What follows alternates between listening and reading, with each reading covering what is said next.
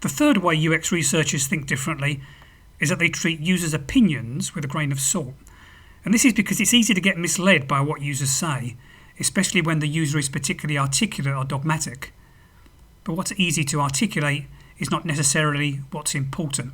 Generally, the important stuff is actually harder to articulate and thus remains hidden. Now, it's not that UX researchers don't value what people think.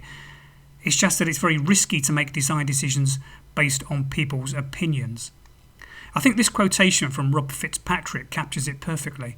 He says, "Trying to learn from customer conversations is like excavating a delicate archaeological site. The truth is down there somewhere, but it's fragile. While each blow with your shovel gets you closer to the truth, you're also liable to smash it into a million little pieces if you use too blunt an instrument." So, instead of opinions, effective UX researchers focus on what people do. They prioritise behaviour over opinions. This means they're less interested in what people like and more interested in what works for users. Rather than saying, which of these two designs do you prefer, they'll ask users to carry out realistic tasks and see which design they're most successful with. Now, recall that problem I posed earlier. You want to understand the user needs for a new product. Would you run a survey or a focus group? Let's say I had two folders, each containing some research results. Folder 1 contains the results of a survey with 2,000 users. Folder 2 contains the results of a focus group with 12 users. You can only pick one. Which do you choose? Well, most non-UX researchers would probably choose the survey, and that's because it has data from 2,000 users. Surely it must be more accurate. In the back of most people's heads is a graph like this. The vertical axis shows confidence in the results. This goes from little confidence to lots of confidence. The horizontal axis shows the sample size going from a small sample to a big sample. And the way most people judge the quality of research is along this dimension. I can be more confident in big samples than in small samples. This means we're more likely to believe the results of a survey than a focus group because the sample size is much bigger. But I think people tend to get a little bit blinded by sample size. And all things being equal, it's true that a bigger sample is better than a smaller sample, but things aren't equal. The insights you get from large sample research are almost always more superficial than the insights you get from small sample research. For example, imagine we looked inside the folder that contains the results from our survey. The survey will contain the answers to questions we thought it was important to ask. To state the obvious, the survey won't contain answers to questions we never thought about asking. But asking one person the right question is better than asking 10,000 people the wrong question. In contrast, this is the way UX researchers think about data. The vertical axis is the same, but now the horizontal axis is the type of research, whether it's based on opinions to the left or on observing behaviour to the right.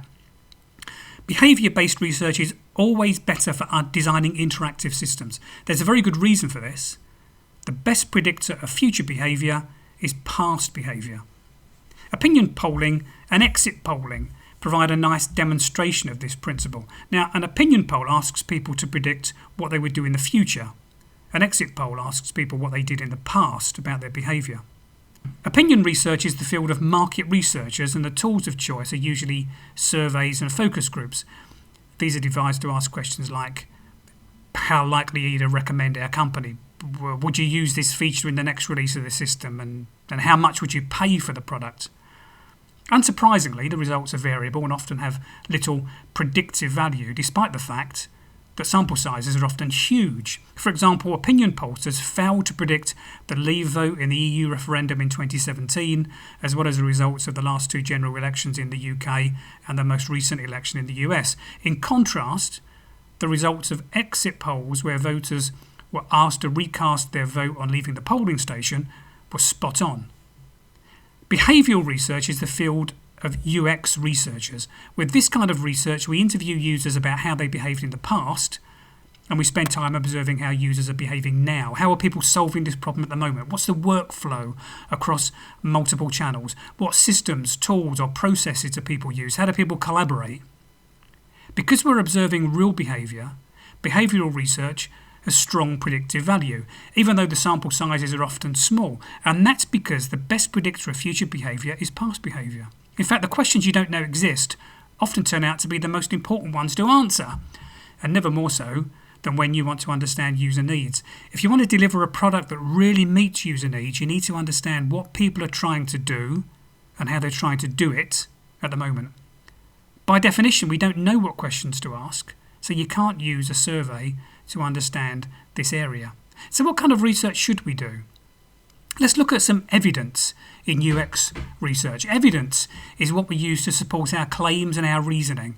It's what gives us credibility when we make decisions about a specific design parameter, about product features, about when to exit an iterative design test loop, about go, no-go decisions, about whether to launch a new product, service or website. Evidence is what we present to our development team and what we bring to the table to arbitrate disagreements and disputes. Evidence is what helps us avoid making knee-jerk, seat-of-the-pants decisions. We back our reasoning with evidence based on good data.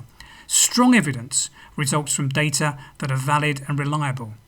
And valid data are data that really do measure the construct that you think they're measuring. In a usability test, valid data measures things like task completion rate and efficiency rather than aesthetic appeal or preference.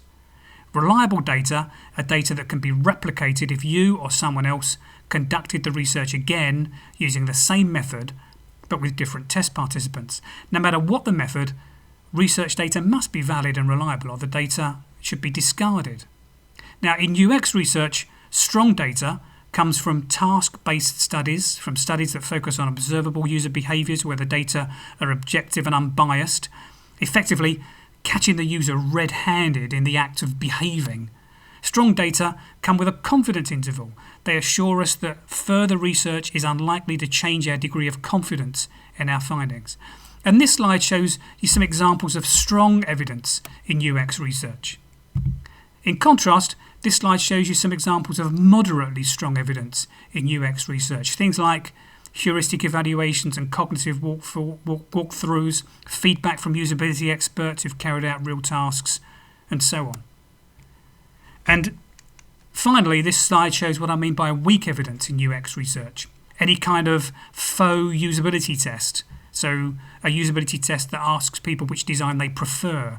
Unmoderated thinking aloud testing that allows users to simply act as if they were expert reviewers while not actually doing tasks.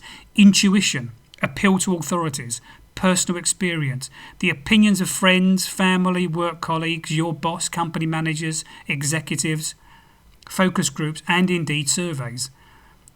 You'll notice I've got surveys on this slide. You probably disagree with me, but are too polite to argue.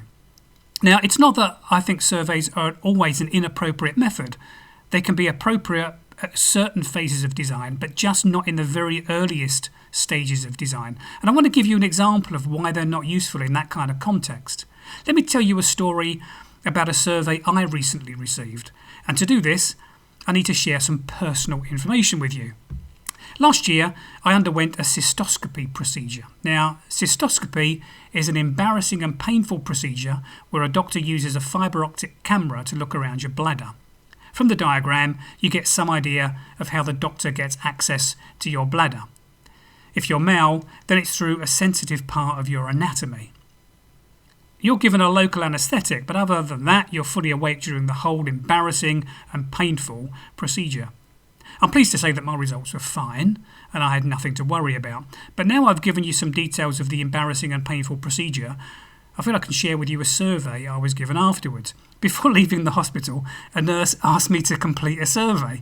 She rolled her eyes before giving it to me as if to say, "I know this is stupid, but it's for management." The survey had about 5 questions, but one of them stood out to me. Let me share it with you. How likely is it that you would recommend the urology department of this hospital to a friend or colleague? Now, I wouldn't actually recommend this embarrassing and painful procedure to anyone, even my enemies. But even if I gave this some number, let's say 7, what has the hospital learnt from this score? I'd argue they've learnt nothing to reduce the embarrassment or pain of the procedure. This is an example of we're talking to a handful of people for 5 minutes, will give you a lot more useful information than surveying thousands. Some questions are just better answered with in-depth, qualitative research. In the next video, I'll turn to the final way that I think UX researchers think differently.